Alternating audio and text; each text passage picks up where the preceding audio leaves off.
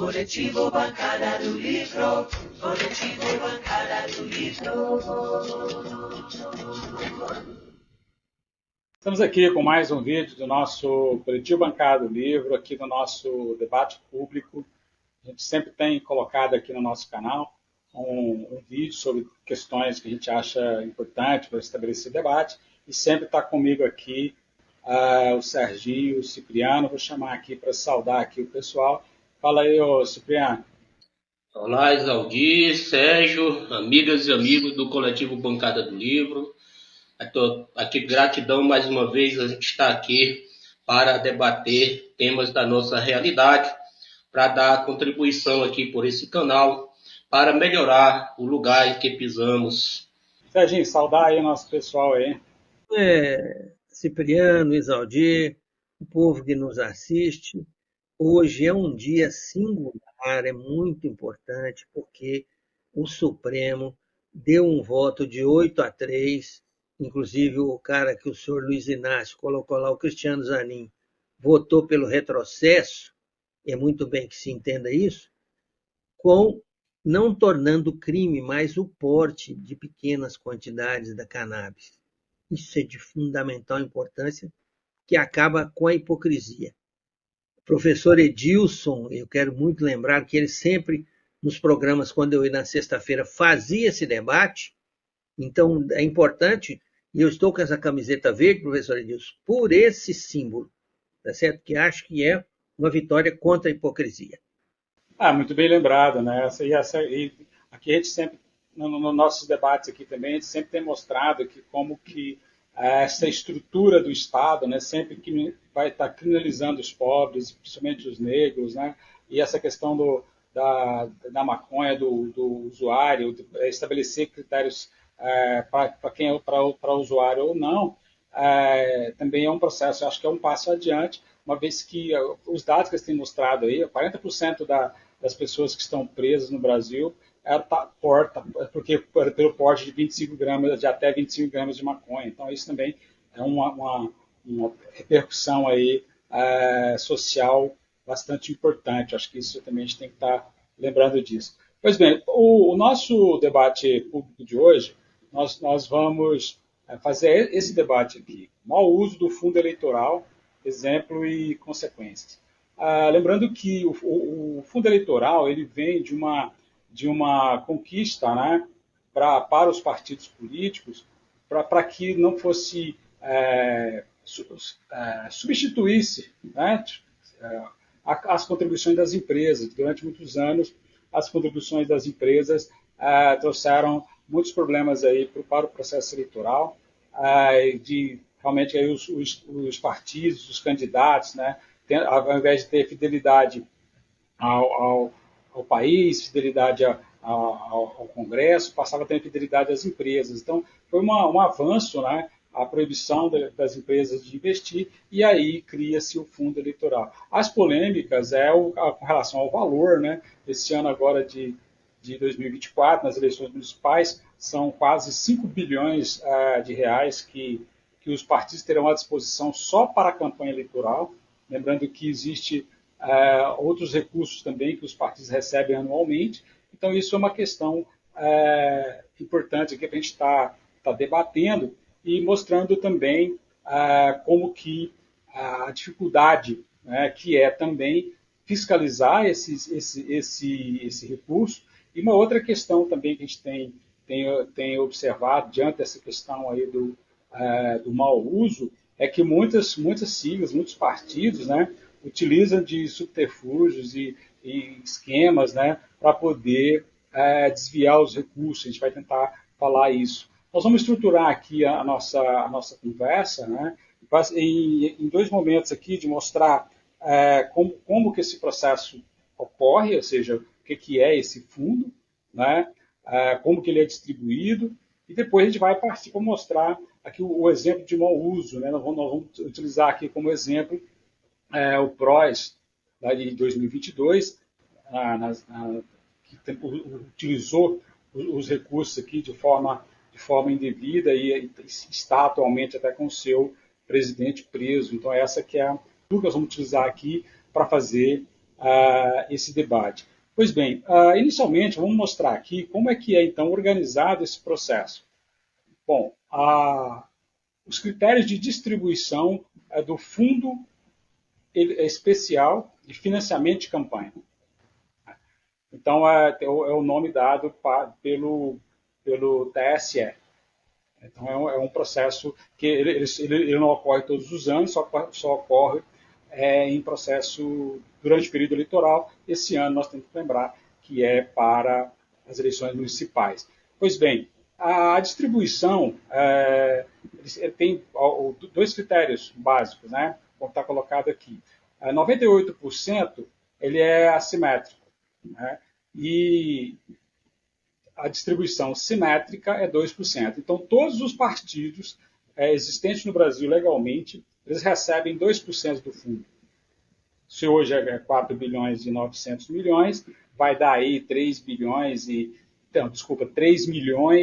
400 e poucos mil reais para cada partido, independente se ele tem quantidade de congressistas ou não. Depois, esses 98%, eles são distribuídos de forma com a proposição, né, dos deputados e dos senadores, e também é distribuído também conforme a quantidade de votos que esses partidos têm na Câmara e no Senado. Então, em síntese, essa parte maior ela é distribuída conforme o número de deputados e senadores. Então, esse é o critério aí que se tem para distribuir aos partidos, né?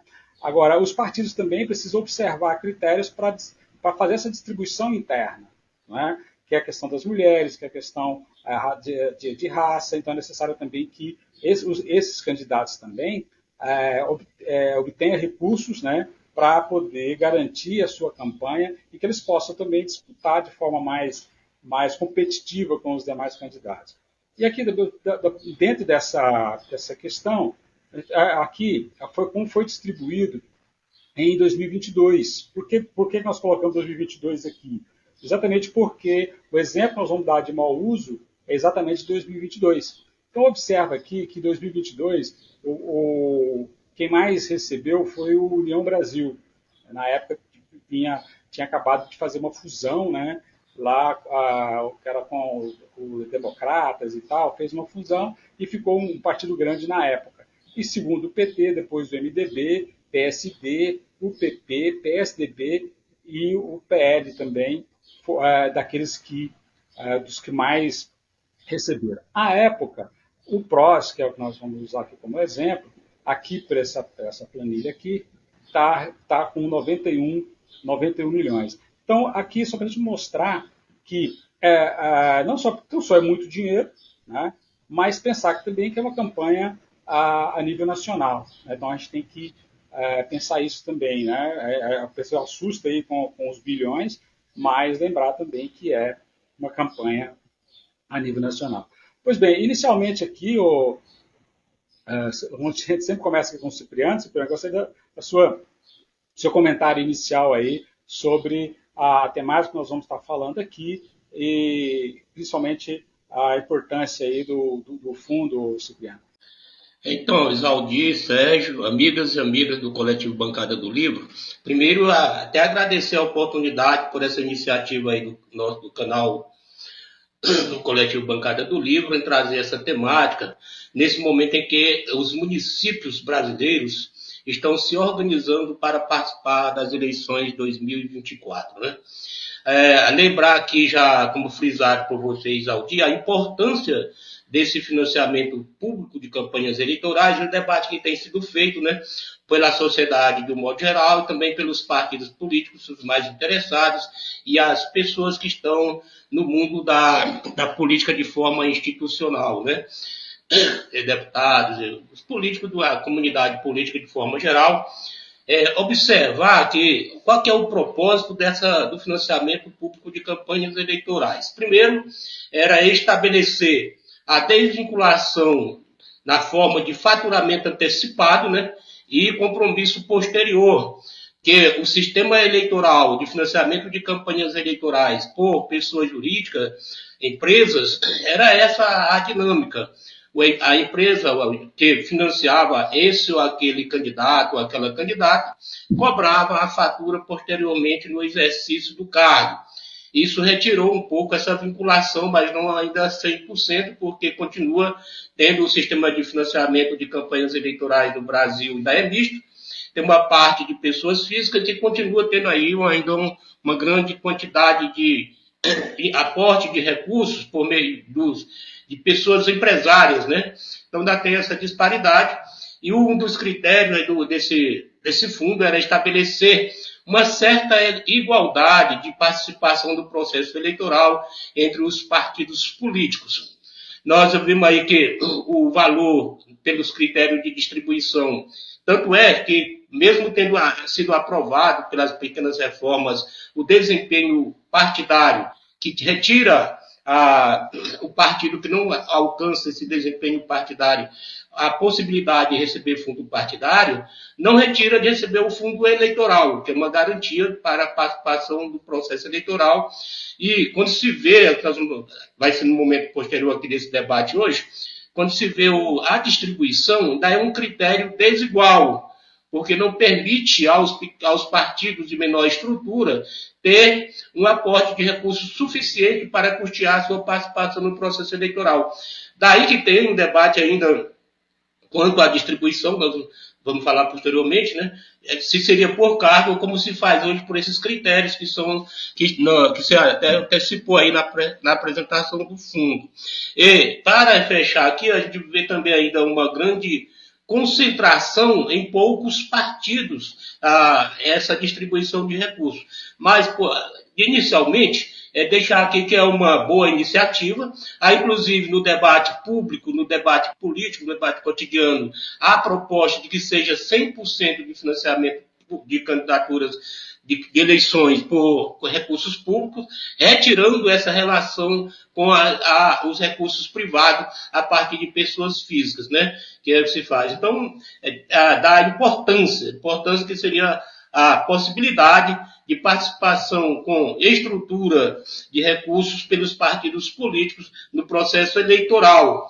E só para fechar ainda, nós temos aí uma coisa que se pensa hoje, é que o processo eleitoral, hoje ele tem a campanha e pré-campanha. E na pré-campanha ainda não foi regulamentado a receber recursos ou arrecadar recursos para a organização financeira de pré-campanha. E talvez a gente já possa pensar aí nesse debate, desde logo, que esses recursos públicos venham custear também a parte de pré-campanha, uma regulamentação, daí que tem um debate, inclusive uma grande reforma eleitoral, em vista dessa falta de financiamento, de organização da pré-campanha com estrutura financeira, né? Talvez aí é pensar. Só fechando mesmo, dizer que a importância, né, embora haja muita crítica né, ao volume de recursos estabelecido, mas a importância do financiamento na participação democrática dos partidos brasileiros durante o período, nas eleições brasileiras. Beleza, bem lembrado, né? Tem também essa questão dos partidos pequenos, né? Ou partidos novos mesmo, né? Que ficam fora do bolo. Mas, por outro lado, também eles não ficam sem recurso, né? Tem partidos aí já são antigos aí no cenário e não conseguem fazer disputa e não conseguem também colocar representantes aí no Congresso, né? Mas que também recebem os seus recursos. Ô, Sérgio, a sua observação inicial aí, Sérgio, sobre nossa proposta de hoje aqui no nosso debate público? Hoje é simples. O princípio do fundo é correto. Tanto o fundo partidário como o fundo eleitoral, eles são corretos. Acontece que aí é uma disputa de correlação de força. Eu só vejo uma saída, que a sociedade tem que participar, não como financiadora, mas como alguém que discute e vota. Se a sociedade não discutir, vai continuar correndo o que tem, que é essa disparidade. Uns vão sempre se manter o status quo, porque ganham mais, e aí tem como, né, tranquilidade de se eleger mais, aí fica complicado, porque você tem que realmente tinha que haver um debate maior na sociedade para a isonomia.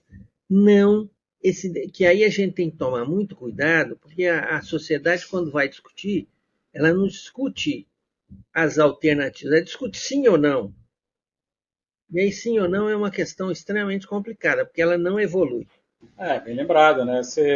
Os partidos estão, vários partidos que recebem o recurso e a população, vamos chamar assim, o eleitor, né? Que é o jovem acima de 16 anos, que também deveria participar mais, né? Para poder valorizar, não só valorizar o processo, mas também ter representantes que tenham acaba tendo maior afinidade com tradicionalmente a gente chama de base, né? Nós temos visto aí que a maioria mesmo nesse processo, com investimento público e não investimento privado, acaba que os representantes eles são eleitos, mas não estão nem aí para o eleitorado, para como a gente chama de base. Né? Chega lá, ele vai defender os seus interesses, e então acho que aí a sociedade, concordando aí com a sua fala, Sérgio, a participação da sociedade vai poder abalizar e qualificar, né, não só o debate, como também os representantes. Pois bem, aí, por exemplo, dando o segmento aqui, a gente vai mostrar também mais alguns slides aqui para poder mostrar, né, a evolução e também como esses valores estão distribuídos aí entre os partidos. Vou mostrar mais um pouco aqui para a gente poder entender melhor essa questão. Aqui, ficou pequeno aqui, mas eu acho que dá para a gente fazer a discussão.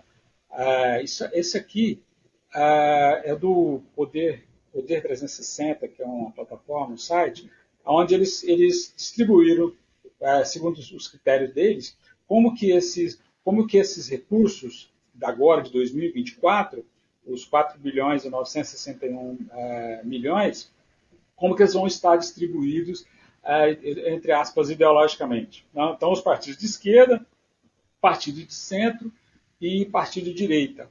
Aqui, para eles consideraram como de esquerda o PT, o PDT, PSB, PSOL e PCdoB, que vai perfazer aqui algo em torno de 1 bilhão e 91 milhões. De centro, eles consideraram aqui centro PSD, MDB, Podemos, PSDB, Cidadania, Solidariedade, PV, 1 bilhão e 300 milhões. De direita, eles consideraram aqui o PL, a União Brasil, o PP, o Republicanos, o PSC, o Avante e o Patriota, também como o PROS e o Novo, 2 bilhões e 400 milhões. Então, nesse aspecto, né, os partidos de centro, juntando com centro e direita, a gente pegar essa polarização direita-esquerda, vão ficar com uns recursos bem maiores, né, em tese, tendo condições de fazer aí que a sua campanha tenha alcance maior devido aos investimentos. Aqui também, a gente vai mostrar aqui agora uma planilha onde está colocada aqui os recursos por partido. Inicialmente, nessa coluna 1 aqui, está aqueles 2% que é para todos, simétrico. Então, 3 bilhões e 421 milhões, 737 mil e 78 centavos. Então, todos os partidos, independente de terem representatividade ou não, mas são partidos registrados, organizados. Aqui, como está em ordem alfabética, começa no Agir, que recebe só esses 3 milhões, e termina aqui na UP, que recebe também os 3 milhões. E aí a gente vai observar também na segunda coluna, são 35% votos da Câmara dos Deputados. Então, os partidos que tiveram aí o maior número de votos na Câmara dos Deputados. Então, esses partidos, eles acabam por também ter um critério de distribuição por eles. Né? Depois, a terceira coluna, 48% bancada na Câmara dos Deputados, né? Então, quer dizer, o número de deputados. A quarta coluna, cota de 15%, que é a bancada do Senado. Então, o número de senadores aí pelos partidos. Então, quem tem mais senador pega mais nesse percentual aqui dos 15%. E aqui, obviamente, no total, né, o PL, que na última campanha eleitoral, junto lá com o partido do Bolsonaro, fizeram o maior número aí de deputados e de senadores. Eles tiveram muitos votos também, né, eles vão receber quase 1 bilhão. E o segundo é o PT, com um pouco mais de 600 milhões. Então, esse é o volume, né, de recursos que cada partido vai receber. Pois bem, eu gostaria de a gente fazer essa discussão aqui agora, Cipriano, pensando também um pouco do que você falou anteriormente, né, os partidos menores pegam valores menores, mas entender também que os partidos que vão estar disputando as grandes cidades, né, as grandes capitais, eles também vão estar gastando mais recursos, né, para fazer essa distribuição. Só que tem 5.000 e tantos, 500 e tantos municípios, que também vão precisar desses recursos. Né? E aí acaba aqui fazendo essa polarização mesmo, né? E juntando a extrema-direita com a direita, né, vai acabar tendo, pelo recurso, pelo dinheiro, podendo fazer o maior número aí de representantes, tanto no Executivo Municipal como nas câmaras, Cipriano. Então, Isaldi, Sérgio, Isaldi, amigas e amigos do Coletivo Bancada do Livro, pensando agora já no critério de distribuição desse valor, aí, aproximadamente 5 bilhões de reais, né, eu gostaria de considerar primeiro, o critério ele é com base na eleição última, né, para as eleições gerais, para deputados e deputadas, para a Câmara dos Deputados Federais. E vejo que a migração de um desses deputados para outro partido, ele não leva consigo a participação do percentual do recurso. O que fica isso para dizer? Que a gente, considerando aqui essa tabela, que nós estamos utilizando como base aqui, que foi realizada na distribuição na forma progressiva do maior valor para o menor, os 6 primeiros partidos ali, eles estão pegando mais de 50% do valor desse recurso. Incluindo ali entre os 6 partidos, temos aí o MDB, que é tem alguns grupos que têm algum viés do campo da esquerda, e o PT, que é considerado de esquerda. Os outros 4, eles são todos aí considerados do campo da direita, né? Então, esses 6 partidos que concentram aí mais de 50% desse valor do recurso para as eleições municipais 2024. Considerar também que ali a legislação, ela exige do partido político um plano nacional de distribuição dos recursos, mas não exige do partido político como isso vai ser distribuído de forma detalhada entre as candidaturas, os municípios, né? Os municípios de forma geral, espalhado pelo Brasil inteiro, e entre as candidaturas, o que ele considera a obrigatoriedade ali do percentual de gênero, que é 30% do recurso recebido, tem que ser canalizado para a candidatura de mulheres. E depois, agora esse critério novo, que é a proporção equivalente à participação de candidatura de negras e negros na chapa, também equivale a uma participação igual de percentual do recurso de distribuição geral. Na fechamento, lá, quando o partido for fazer a prestação de conta final, tem que fechar esses 2 critérios. Então, aí é que veio o debate. Um partido, e lá embaixo, nessa mesma tabela, nós temos 9 partidos que vão receber apenas o mínimo, né? Então, hoje nós temos ali 29 partidos brasileiros, desses 29, 9 partidos vão receber apenas aquele mínimo, que é 3 milhões e algum pouquinho ali, né? E 6 partidos recebendo mais de 50% desse valor. E observar também, quando se fala do viés da direita, os partidos de direita aí que estão recebendo esse maior valor, na sua estrutura financeira já é diferenciada. Até pela origem das candidatas e candidatos, né? E também pela riqueza que acumula. Vamos pegar, por exemplo, aí o agronegócio financia bem esses partidos da direita, né? E outras bancárias aí financiadas já tem uma estrutura de recurso bem elevado, né? E ganha maior percentual. E nesse momento aqui agora da parte, então, como vamos pegar um partido aí que está despontando aí na disputa da maior cidade do Brasil, que é o PSOL, disputando aí com o Guilherme Boulos, e recebe, não está, ele está ali no meio, mas também não recebe, vai receber o quê? É equivalente a quase só 10% do que recebe o PL para todo o Brasil. Como é que ele vai, aí que nós estamos trabalhando na primeira fala, como esse critério de distribuição que prevê uma certa igualdade de participação dos partidos políticos nas eleições, com um critério desse já dá para ficar claro.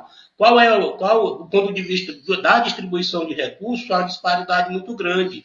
Veja, um partido meu pessoal vai receber aí 126, mais ou menos, está ali um pouquinho, para todo o país, né, todos os municípios, que hoje está presente aí em todos os estados, não em todos os municípios, mas todos os estados têm a sua presença, e está disputando a maior cidade do Brasil com um recurso 10% inferior, 10% do valor que recebe, mais ou menos 10% do valor que recebe aí o primeiro lugar, que é o PL, né? Então tem uma disparidade muito grande na distribuição dos recursos. E entre os partidos, entre as candidaturas de partidos, por isso que a gente falou, como cabe aí aos partidos internamente estabelecer um plano de equitativo, um plano de distribuição para as suas candidaturas. Esse é um debate democrático interno aí, e que, via de regra, também no campo dos partidos da direita, há uma concentração de recursos em algumas candidaturas, outras há uma desigualdade. Por isso que o critério que a gente traz aí no debate, que seria por candidatura por cargo, talvez, né? Uma distribuição como tem hoje. A composição das câmaras municipais, ela tem um critério aí de populacional.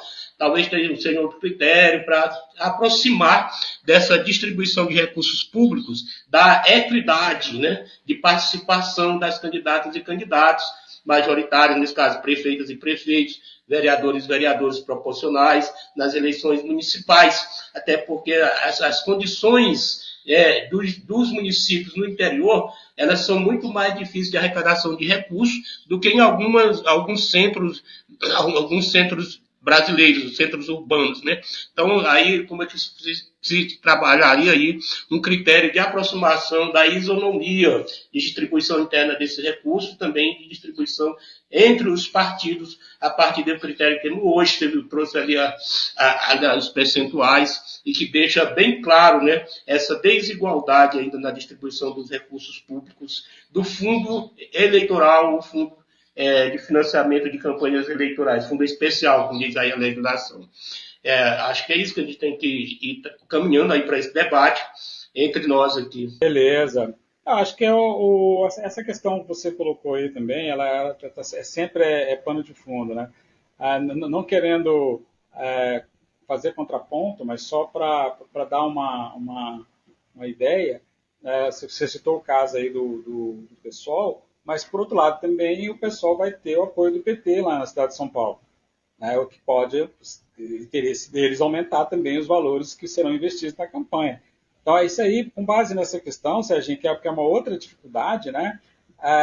Como que aí já não é um critério do fundo, mas também como que os partidos, né, estrategicamente, vão fazer essa disputa a nível nacional, porque sempre está se pensando na próxima eleição.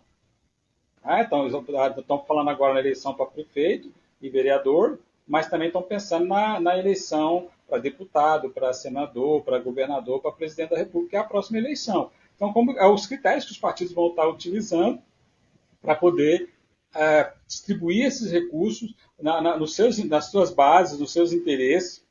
Se vai disputar São Paulo, Belo Horizonte, Rio de Janeiro, né, como que vai se associar. Eu acho que isso também tem a ver aí com os recursos, né, se vai ser de forma que esses recursos serão gastos, de que forma que eles vão chegar na base, Sérgio.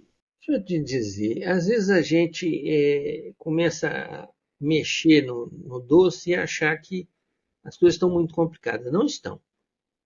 Compreenda bem que seja partido grande ou pequeno, todos adotam a mesma lógica. A de que lá Onde eles têm melhores possibilidades é onde eles concentram recursos. Isso é uma coisa.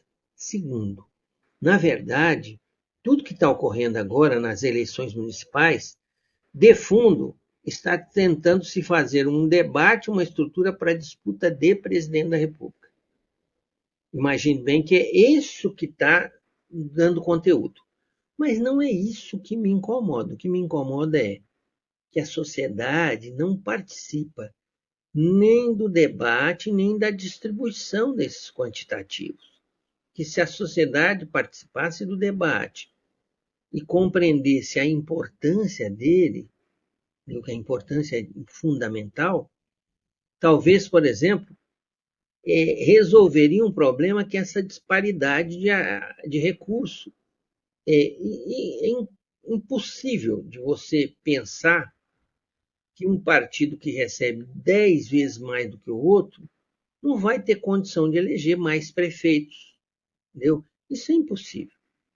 Seria demagogia, qualquer bobagem. Então, é preciso compreender isso. Qual é a condição? A condição é ir para a sociedade fazer esse debate, inclusive os minoritários. Tá certo?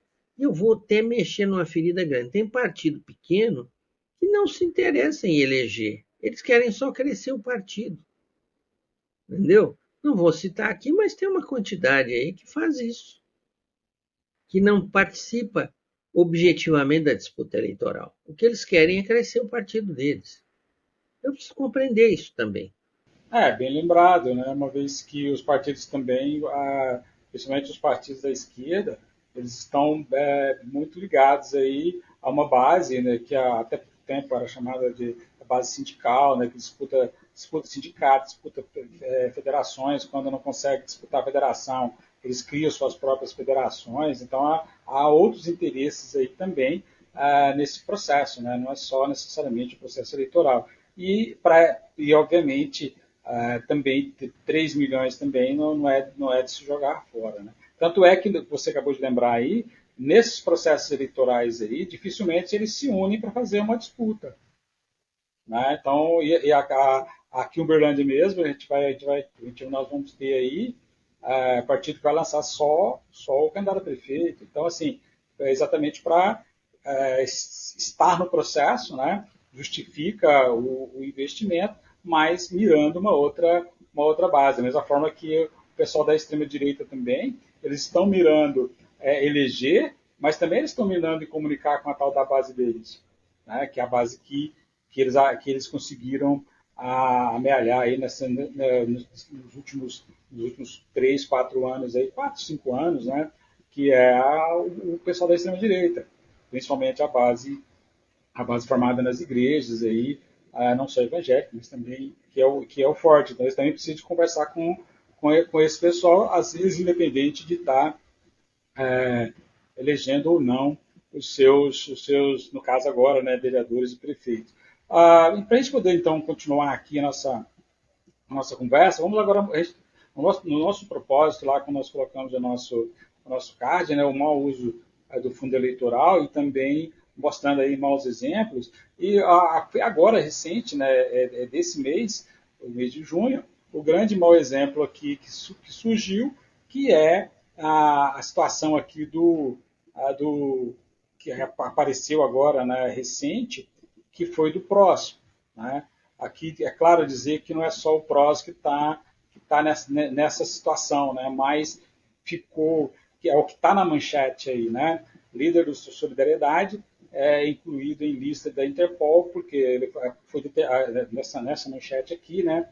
Ele já se entregou, ele está preso. Então ele era presidente do PROS, à época do desvio, isso aqui na campanha de 2022, ele era presidente do PROS. E com a fusão do PROS e Solidariedade, o nome que continuou foi o nome do Solidariedade, e o Henrique Gomes aqui, ele era presidente do PROS e passou a ser presidente do Solidariedade. Hoje ele está preso, e quem está na condição de presidente interino do Solidariedade é o deputado de São Paulo, conhecido como Paulinho da Força. Então, a Polícia Federal chegou à conclusão de que algo de em torno de 36 milhões foram desviados no processo eleitoral. Nós mostramos o slide da distribuição de 2022, estava em torno de 91 milhões. Então, quer dizer, o desvio feito aqui pelo PROS à época é muito grande, né? E a acusação vem principalmente de candidaturas laranjas, né? Então, e usando principalmente como tem a cota das mulheres, muito também utilizado para fazer esses desvios, né? A pessoa é candidato de fachada, né? Mas os recursos vão para aquela pessoa. E aí o que acontece? A pessoa desvia os recursos para empresas, como foi mostrado aí, empresas fantasmas, né? Empresas que emitem nota de gráfica, que emitem nota de mídia, enfim. Então, esses recursos foram desviados aí aqui está acusando diretamente o Eurípides Gomes aqui da presidente do PROS. Então, isso aí de mostrar que é muito dinheiro, né? Antes da gente, até vou, para a gente poder, um outro slide aqui, antes da gente fazer a discussão, vou mostrar um outro slide aqui, que também ficou pequeno aqui, mas eu acho que dá para a gente ver quais são os deputados, né, hoje do Solidariedade. Né? Tá a Maria Reis, né, que é de Pernambuco, o Paulinho da Força de São Paulo, o Zé Silva, que é aqui de Minas Gerais, o Elton Prado, que é de Minas Gerais, especificamente aqui de Uberlândia, né? Inclusive já as primeiras vezes que ele se elegeu como vereador, deputado estadual, deputado federal, foi aqui pelo PT, o Vôner Araújo, que é do Maranhão. Então, hoje, eles possuem 5 deputados. Essa é a bancada do Congresso do Solidariedade. Então, isso também é meio estranho, né? Quer dizer, utiliza todo esse recurso, né? E não consegue também fazer os representantes, né? Que é curioso até, né? A gente leva em consideração, foi lembrado aqui, o Serginho lembrou isso, né? Olha, é claro que quem tem mais recursos vai fazer mais deputado. Tá? Então, a época o PROS com o recurso na mão, tá? Ao invés de fazer para aumentar a sua representatividade no Congresso, eles usaram para desviar. Né? Então, acho que é uma questão também que os recursos, isso mostra, a meu ver, que esses recursos eles são suficientes. Agora, se o partido não conseguiu gastar de forma eficiente todo o recurso, então devolva. Não é problema devolver os recursos. Devolva para o fundo. Né? Ao invés de usar de forma fraudulenta para poder tirar proveitos pessoais aí, desse recurso. Você pode usar todo o recurso, fazer a disputa na campanha, né? E às vezes não conseguir os bons resultados, mas fazer isso de forma que o processo, né, não seja fraudado, que isso é uma fraude. Né? É uma forma de fraudar o processo eleitoral e também, às vezes, até de usar a boa-fé das pessoas. Então, acho que essa é um pouco a forma que eu vejo isso, Cipriano. Então, Isaldir, Sérgio, amigas e amigos do Coletivo Bancada do Livro, nesse ponto aqui agora de discussão dessa a má versação, o mau uso, né, dos recursos públicos, falando aqui do fundo eleitoral de financiamento de campanhas, fundo público, o fundo especial, que é o nome técnico aí. Ora, nós vimos que, eu gostaria de considerar o seguinte, eu até fiz uma matemática aqui meio rápida, né, pegando o maior valor que é distribuído hoje aí para o LPE, né, que está em primeiro lugar. Ora, o recurso vai cair na conta de candidatas e candidatos ali depois do dia 15, que começa quando ele vai ter sua conta partidária com fim específico, que são as contas eleitorais, para receber esse recurso. Aí, supondo aí esses 860 milhões, dividindo por 40 dias de campanhas eleitorais, são 20 milhões para ser gastados por dia, cerca de 20 milhões, esse primeiro lugar. E se, por outro lado, você pega a ponta lá embaixo, aí você tem 3 milhões, vai dividir também, tem que esticar o valor para chegar a esses 45 dias com os gastos. Então, ele caracteriza mais uma vez que não há uma equidade na distribuição dos recursos, dando isonomia para que partidos políticos e candidaturas apresentadas tenham as mesmas condições, né? Que já faz parte, é feito do sistema capitalista de gerenciamento do Estado, né? Nesse sistema que já é, por si só, tem uma natureza de desigualdade, né? E replica também aqui. Ora, e dizendo, ora, até você frisou um pouco, como é que nós vamos, e o Sérgio traz isso, e dialogar assim, como fiscalizar o bom uso desses recursos, né? A própria estrutura da legislação eleitoral, isso é bom porque o cidadão, a cidadã, que é, afinal de contas, é a eleitora, o eleitor, né, que está sendo aí chamado para discutir nesse momento a cada cidade aí, participar do processo eleitoral, renovar as câmaras municipais, renovar as prefeituras, elegendo pessoas aí que tragam nessa situação também cada vez mais desigualdade social, pessoas que usam o orçamento para trazer dignidade, vida com dignidade em cada município, em cada cidade. E a legislação eleitoral, ela traz o quê? A prestação de contas. E a prestação de contas é como a pessoa vai, cada candidato ou candidato, como esse valor que recebeu e como gastou esse valor. E há uma transparência no sistema eleitoral, que cidadão e cidadã pode acessar lá com o que foi gasto. Então, é despertar o interesse cidadão para acompanhar o processo eleitoral municipal, que está bem próximo dele aí, e acessar esse sistema eleitoral. E vejo que tem até um aplicativo, trazendo aqui, tem um aplicativo que ele permite que façam as reclamações de qualquer irregularidade eleitoral, não só seja de propaganda, nós estamos falando aqui de recursos, né? Então, você cidadão, eleitor, aí na sua cidade, nesse processo eleitoral, pode fazer uso disso, né?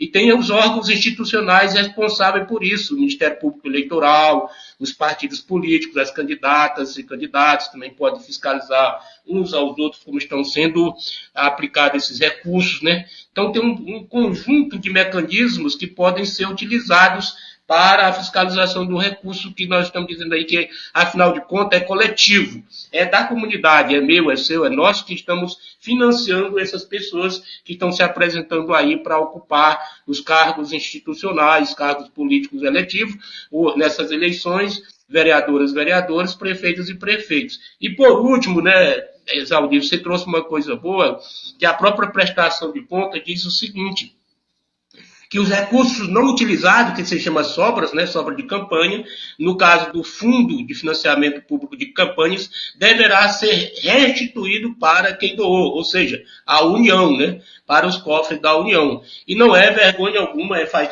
parte da lisura, né, de participação no processo eleitoral, aquela candidata ou aquele candidato que recebeu o recurso e não pôde gastar, não gastou todo, devolva esse recurso para a União e que volta ao domínio público, ao povo brasileiro. Aquele recurso foi destinado para campanhas eleitorais.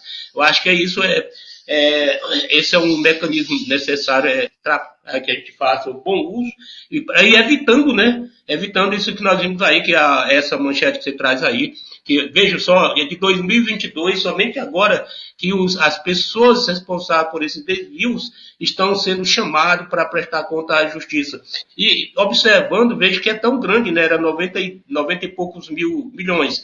O partido desviou 36 milhões, né? Quase 50% foi de desvio, né, por utilização tem uns mecanismos lá, né, de gastos superfaturados, né, de apresentação de candidaturas laranjas, ou seja, para passar o recurso e destinar para outros fins que não o financiamento da campanha eleitoral propriamente dito.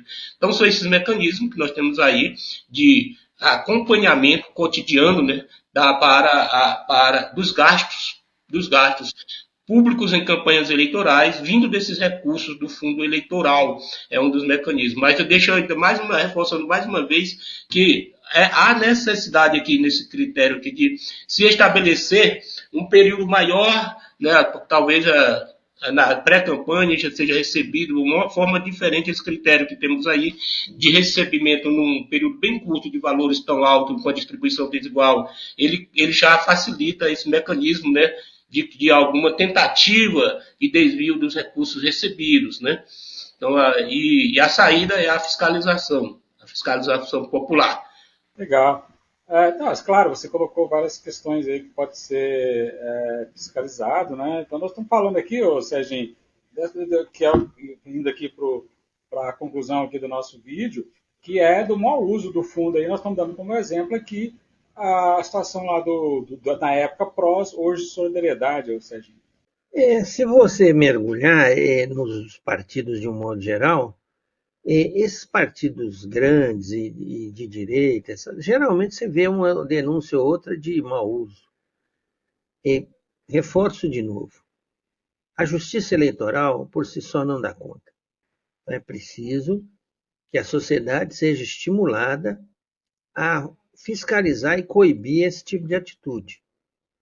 Quando a sociedade participa, é evidente que isso vai se dar com mais velocidade e a solução também vai ser mais simples, mais rápida. É correto. Uma questão também que eu acho que ficou claro nesse processo aí do Solidariedade é que a necessidade também é que as pessoas não se prestem a esse serviço. Não se prestam ao serviço.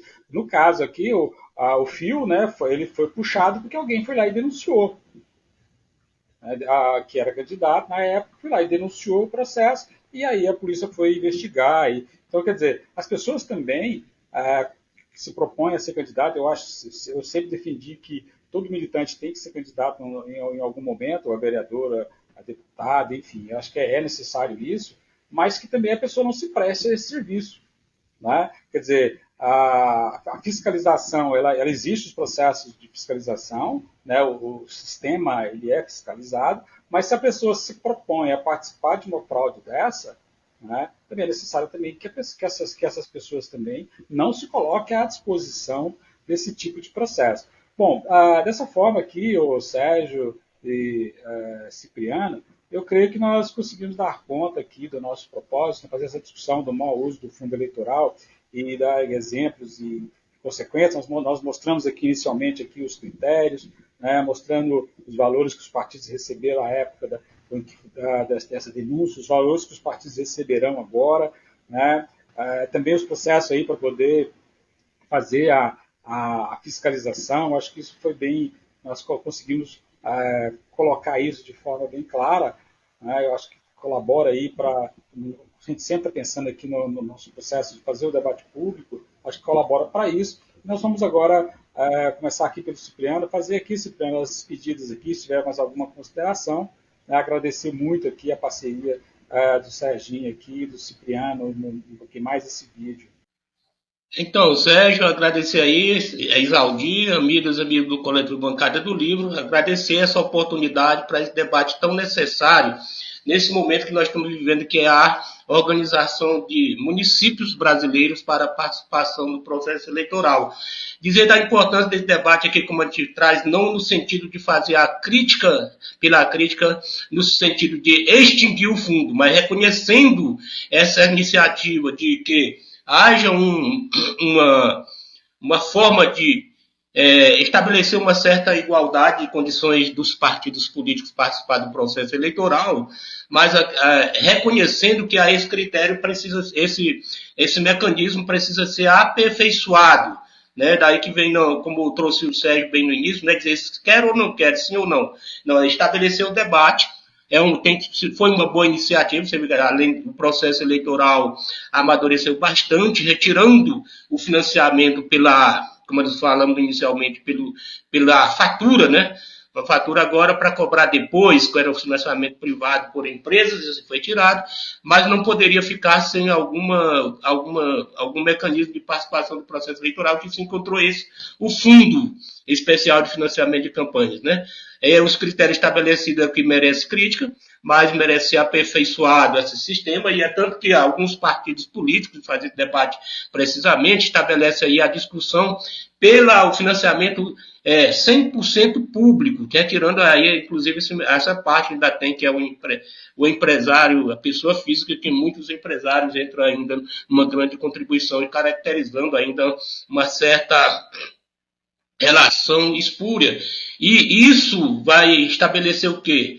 a fiscalização necessária também, né, para evitar exemplos como esse que nós temos hoje de desvio dos partidos políticos. E você, se for convidado para participar de uma, como se diz assim, numa articulação dessa de desvio de recursos públicos, não aceite, né? Começa aí pela não aceito e fiscalizar de forma geral, deixando mais uma vez esse reforço. Cidadão, cidadã, eleitoras e eleitores, instituições, Ministério Público e órgãos institucionais, nessa parceria, nessa tarefa, né, de contribuir para o bom uso desse recurso necessário para candidatos e candidatas participarem do processo eleitoral.